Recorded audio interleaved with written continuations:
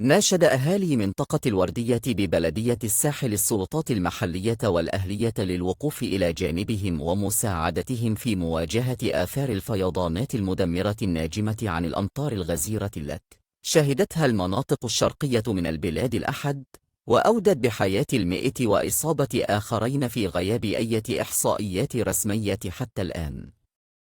ونقلت وكالة الأنباء الليبية عن أحد المتطوعين في فرق الإنقاذ المحلية في تصريح مسجل للوكالة أن وحدات الإنقاذ والاستجابة للطوارئ لم تصل إلى المنطقة، وأن جهود الإنقاذ تستمر حتى الآن بشكل عشوائي من السكان. وأكد أنهم في حاجة ملحة إلى المساعدات الإنسانية والعينية، مطالبا السلطات المعنية بالأزمة بالتوجه الفوري للمنطقة ومساعدتهم في إغاثة المنكوبين.